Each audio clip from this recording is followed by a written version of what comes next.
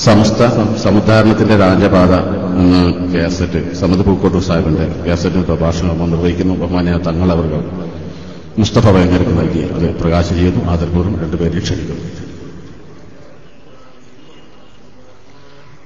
നമ്മോട് സംസാരിക്കുന്നതിന് വേണ്ടി സുന്നി യുവജന സംഘത്തിലെ സംസ്ഥാന സെക്രട്ടറി, വ്യാജ കേസറ്റിനെ പിടികൂടിയതിലെ മുഖ്യ കാർമ്മികൻ ബഹുമാന്യനായ അബ്ദുൽ ഹമീദ് ഫൈസി അമ്പലക്കടവ് സാദരം ക്ഷണിക്കുന്നു.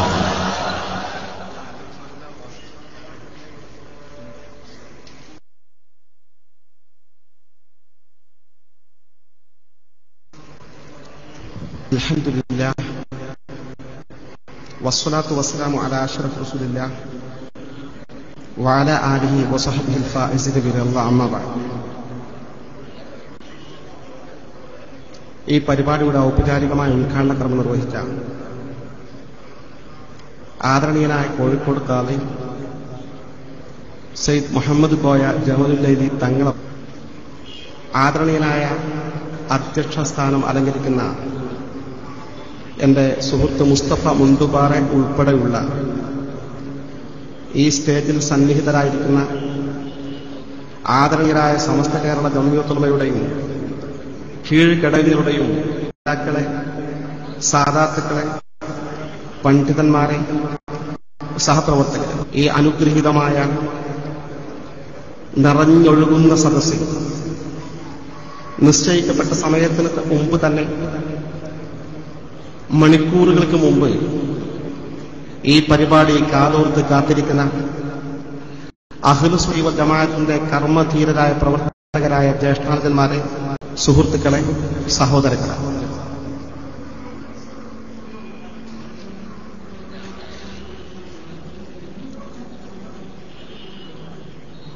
അല്ലാഹുവിന്റെ വിശുദ്ധ ദീൻ ഇസ്ലാം മാത്രമാണെന്ന് വിശ്വസിക്കുന്നവരാണ് നാം. ആ വിശുദ്ധ ഇസ്ലാമിന്റെ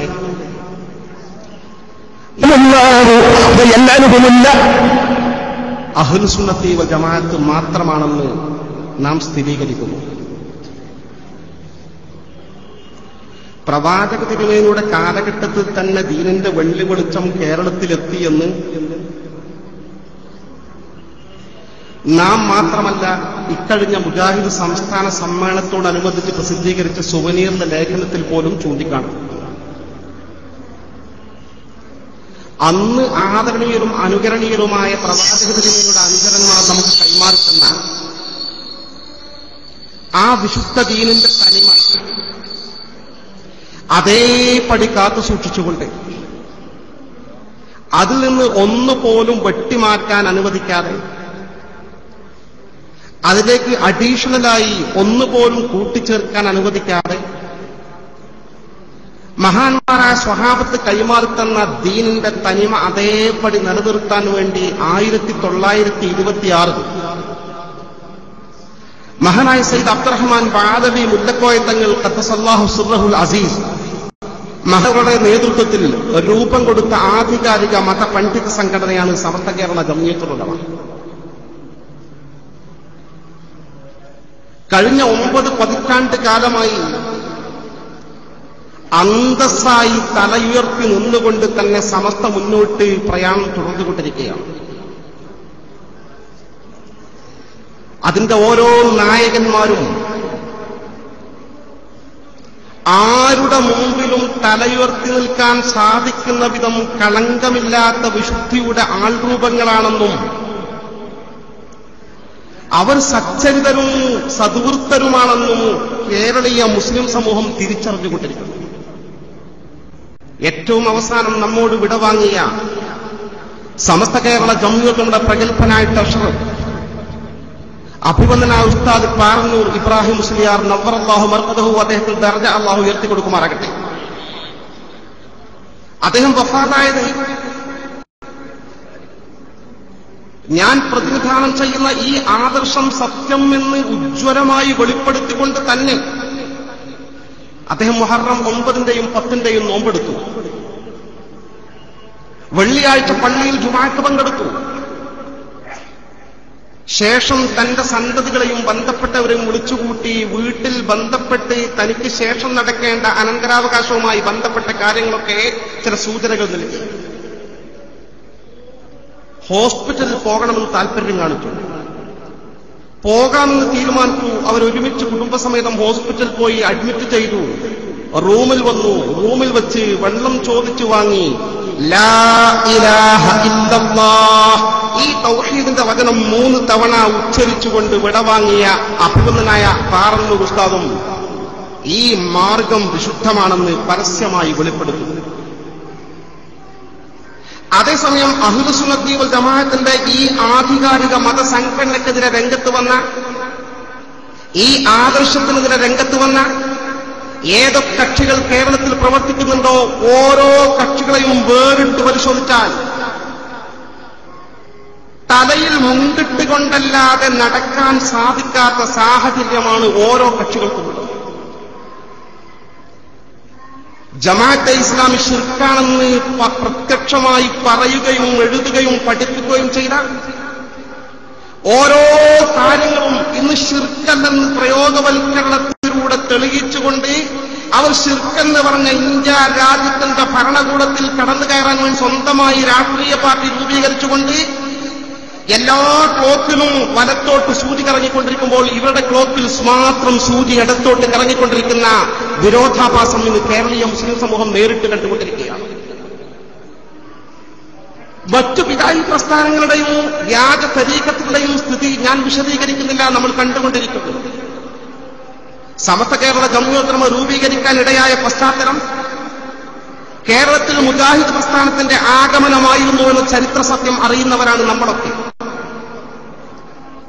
ഇന്നെന്താണ് മുജാഹിദ് പ്രസ്ഥാനത്തിന്റെ അവസ്ഥാവിശേഷം?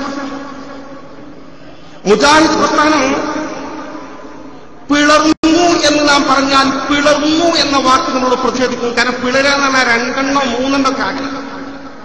ഇത് 2 3 4 5 6 ഒതുങ്ങി നിൽക്കാതെ വ്യത്യസ്ത ഗ്രൂപ്പുകളായി ശിഥിലമായി ചിന്നിച്ചിതറി പരസ്പരം ശിർക്കും കുഫറും ആരോപിച്ചുകൊണ്ട് ദൈന്യമായ നിലയിൽ മുന്നോട്ട് ഗമിച്ചുകൊണ്ടിരിക്കുമ്പോൾ മറ്റൊരു ഭാഗത്ത് മുജാഹിദ് പ്രസ്ഥാനത്തിലെ ഗ്രൂപ്പുകൾ വളരെ ഗുരുതരമായ പാതകമെന്ന് വിലയിരുത്താൻ സാധിക്കുന്ന വിധം ഇസ്ലാമിക ലോകം ഏകകണ്ഠമായി അംഗീകരിക്കുകയും ആദരിക്കുകയും ചെയ്യുന്ന മഹാന്മാരായ ഇമാമിങ്ങളെയും മഹാന്മാരായ മുഹദ്ദിസീങ്ങളെയും മഹാന്മാരായ ഔലിയാക്കളെയും അവർ വഴി തെറ്റിയവരും മുശ്രിക്കുകളും കാഫിറുകളുമാക്കി ചിത്രീകരിച്ചുകൊണ്ട് മുന്നോട്ട് പോയിക്കൊണ്ടിരിക്കുകയാണ്. എത്രത്തോളമെന്ന് വെച്ചാൽ അസഹുൽ കുതുബി ബഅദ കിതാബില്ല, അല്ലാഹുവിന്റെ ഗ്രന്ഥമായ ഖുർആൻ കഴിഞ്ഞാൽ ഇസ്ലാമിക ലോകത്തെ ഏറ്റവും പ്രാമാണികമായ ഗ്രന്ഥമെന്ന് ഇസ്ലാമിക ലോകം വിധി എഴുതിയ സ്വഹീഹുൽ ബുഖാരി, ആ സ്വഹീഹുൽ ബുഖാരിയുടെ മുഹദ്ദിസായ മഹാനായ ഇമാം ബുഖാരി റഹ്മത്തുള്ളാഹി അലൈഹി, ഇമാം ബുഖാരി റഹ്മത്തുള്ളാഹി അലൈഹിയെ ചരിത്രത്തിൽ കുറ്റപ്പെടുത്താൻ ഒരാൾ പോലും ധൈര്യം കാണിച്ചിട്ടില്ല. സ്വഹീഹുൽ ബുഖാരിയുടെ ഒരു ഹദീസിനെ കുറിച്ച് ആക്ഷേപം ഉന്നയിക്കാൻ ദീനുമായി ബന്ധമുള്ള ഒരാളും ഇതുവരെ തയ്യാറായിട്ടില്ല. പക്ഷേ കേരളത്തിലെ മുജാഹിദ് പ്രസ്ഥാനത്തിന്റെ KNMന്റെ ഉത്തരവാദപ്പെട്ട നേതാക്കന്മാർ വാക്ക് ഉദ്ധരിക്കാൻ പോലും പ്രയാസമാണ്. അവർ പറഞ്ഞു, ഇമാം ബുഖാരിയല്ല, ബുഖാരിയുടെ വാപ്പ പറഞ്ഞാലും ആ ഹദീസ് ഞാൻ അംഗീകരിക്കില്ല. വെറുതെയല്ല, ഇത് സലഫി പ്രവർത്തകരോട് എന്ന പേരിൽ മുജാഹിദ് പ്രസ്ഥാനത്തിന്റെ സമുന്നതനായ നായകൻ ഡോക്ടർ സക്കറിയ എഴുതിയ പുസ്തകമാണ്.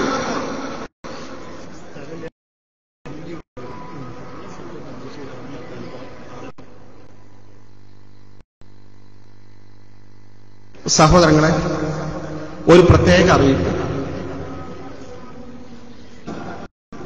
നമ്മുടെ പ്രവർത്തകരെ ഉൾക്കൊള്ളാൻ സാധിക്കാത്തത് കൊണ്ട് നഗരവും റോഡും തിങ്ങി നിറഞ്ഞു കവിഞ്ഞൊഴുകുകയാണ്. നമ്മുടെ പ്രിയപ്പെട്ട പ്രവർത്തകന്മാർ ഒന്ന് ഒതുങ്ങി സഹകരിക്കണം. തള്ളു വല്ലാതെ വന്നുകൊണ്ടിരിക്കുന്നു. വളണ്ടിയർമാർക്ക് നിയന്ത്രിക്കാൻ സാധിക്കുന്നില്ലെന്ന പ്രശ്നമാണ് ഇവിടെ വന്ന് പറഞ്ഞത്. പരമാവധി നാം ഒതുങ്ങി സഹകരിച്ച് പ്രയാസമില്ലാത്ത വിധം സ്നേഹപൂർവ്വം ശ്രദ്ധയിൽപ്പെടുത്തുകയാണ്. അല്ലാഹു സഹായിക്കും. എന്റെ പ്രിയപ്പെട്ടവരെ, ഈ പുസ്തകത്തിന്റെ പേജ് നമ്പർ 17 അങ്ങനെ തന്നെ പച്ച ഈ സത്യം എഴുതി വെച്ചിട്ടുണ്ട്.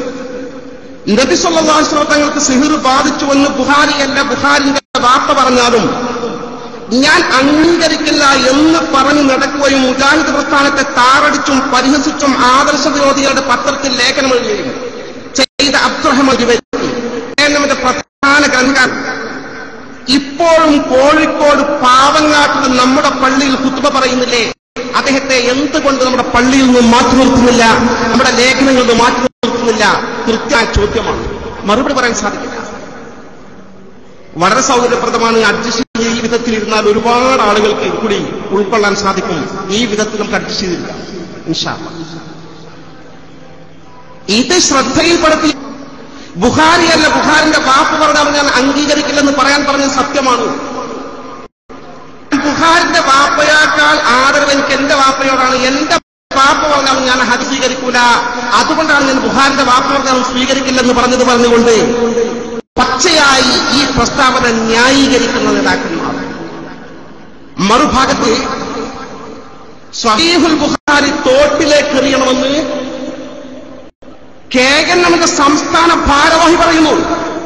നമ്പർ 17 പറയുന്നു, നമ്മുടെ ഔദ്യോഗിക ആസ്ഥാനമായ CD ടവറിൽ വെച്ച് സ്വഹീഹായ പല ഹദീസുകളെയും പരിഹസിച്ച് സംസാരിക്കുകയും താടി നീട്ടുക, വസ്ത്രം കയറ്റി കൊടുക്കുക എന്നീ സുന്നത്തുകൾ സ്വീകരിക്കുന്നത് അതിര് കവിയൽ ആണെന്ന് തട്ടിവിടുകയും ചെയ്ത കേസ് നിയമത്തുള്ള ഫാറൂഖിയെ സ്വഹീഹുൽ ബുഖാരി തോട്ടിലെറിയണമെന്ന് പറഞ്ഞ തൃശൂരിലെ EK ഇബ്രാഹിം മൗലവിയെയോ വിളിച്ചു വരുത്തി ശാസിക്കുകയോ ഒപ്പിടുവിക്കുകയോ ചെയ്യാത്തത് എന്ത് എന്ന് ഈ പുസ്തകത്തിൽ ചോദിക്കുന്നു. സ്വഹീഹുൽ ബുഖാരി തോട്ടിലേക്ക് എറിയണമെന്ന് പറയുന്ന വിഭാഗം എന്ന് മാത്രമല്ല, അതിനൊക്കെ അപ്പുറമാണ് കാര്യങ്ങൾ നീങ്ങിക്കൊണ്ടിരിക്കുന്നത്. ഈ കാണുന്നത് മുജാഹിദ് പ്രസ്ഥാനത്തിന്റെ അൽ ഇസ്ലാഹ് മാസികയാണ്. ഇക്കഴിഞ്ഞ 2013 ഒക്ടോബർ ലക്കം, ഈ ഒക്ടോബർ ലക്കം അൽ ഇസ്ലാഹ് മാസികയിൽ ഇവരുടെ വിഭാഗീയതയുമായി ബന്ധപ്പെട്ട് ഒരു ഗ്രൂപ്പിന്റെ പ്രമുഖ നായകനായ മുജാഹിദ് ബാലുശ്ശേരിയെ വിശദീകരിക്കുന്നത്, അദ്ദേഹത്തെ വിചാരണ ചെയ്യുന്നത് എഴുതി വച്ചിട്ടുണ്ട്. എന്താണ് വിചാരണ ചെയ്യുന്നതിനെ കുറിച്ച് എഴുതി വെച്ചത്? KNMന്റെ മുജാഹിദ് പ്രസ്ഥാനത്തിന്റെ പണ്ഡിത സഭയുടെ സെക്രട്ടറി. എന്താ സെക്രട്ടറി ചെയ്തത്?